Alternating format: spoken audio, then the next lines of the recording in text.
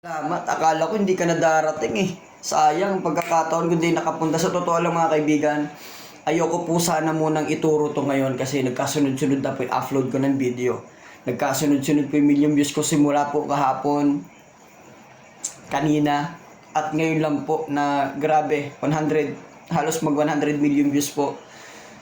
So sobrang saya ko po mga kaibigan. Dapat bukas ko na po sana sasabihin yan. I-upload yan. Kasi po anong oras na rin po. Gabing-gabi na.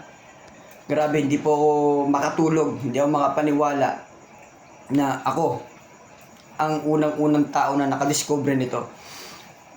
Ngayon tuturo ko sa inyo paano binus ni Meta yan. Hindi ko to sinasabi para po magpasikat, para sa views. Hindi ko sinasabi. Gusto kong i-share sa inyo lahat para makatulong sa mga taong nagsisimula, content creator. Gusto ko rin maabot nyo yung mga bagay na naabot na ibang tao. Dahil sa pagbablog nila, kabili sila ng bahay, lupa, kotse, negosyo. Diba? Lahat tayo pwede tayong dumaan sa ganung pagkakataon eh. Diba? Dati nga po, kubo lang bahay namin eh. Wala namang aircon, wala namang sasakyan. Wala lahat. Butas-butas sa bubong. Kaya, gusto ko rin po may share sa inyo to. Di ba ang hirap? Lalo na kung maliit ka. Pailan-ilan lang ang views. Di ba? Pag hindi ka pa napansin na malalaki, talagang napakatagal ng pag-angat mo. Ngayon, kahit hindi ka pansinin na malalaki, isa lang sasabihin ko sa'yo, yung mga di pumapansin sa'yo na yan, pagsisisihan nila yung araw na to na nakapunta ka sa video nito. Dahil kahit konti pa lang followers mo, sa technique na sasabihin ko sa'yo, siguradong sobrang magiging pasalamat mo. Yun, so pasensyahan na lang po sa ibang mga content creator na famous na, feeling famous, na akala nyo, diba, wala magbubulgar ng sikreto. Pero ako, sabihin ko mga kaibigan, sabihin ko yan, pasensyahan na lang po. Sa pagkakataong ito, bumaba man yung kitaan sa Facebook, sa mga million views na lang mayroong kita. Sigurado ako mga kaibigan, kanya-kanya na tayo, magtambakan tayo ng million views. Tambakan tayo.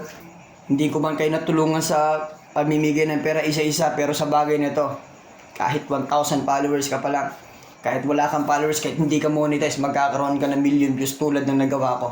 Baka mahigitan mo pa ako eh. Sigurado ako na pag ginawa mo to, baka hindi ka na mag-iwan ng baka sa iba.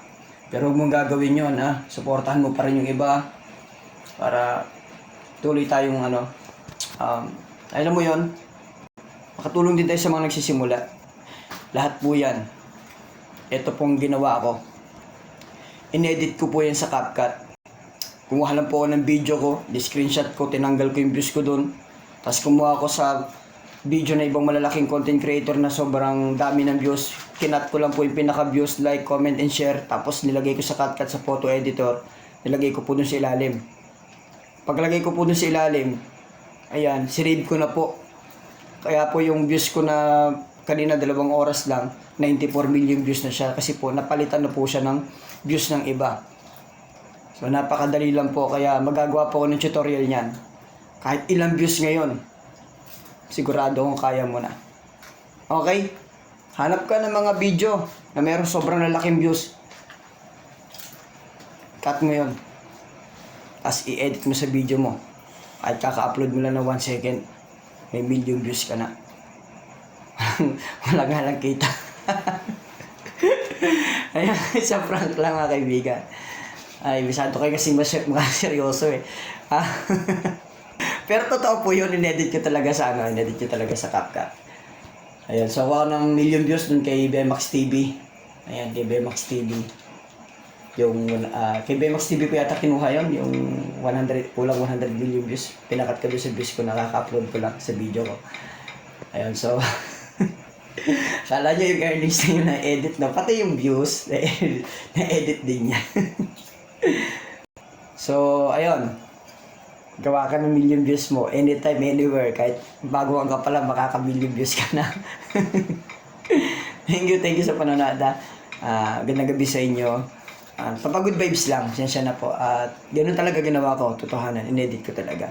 Okay? Magagawa mo rin yan. Ha? So, di mo lang sinabi ko. CapCut. Tutorial, kung gusto niyo, comment lang kayo.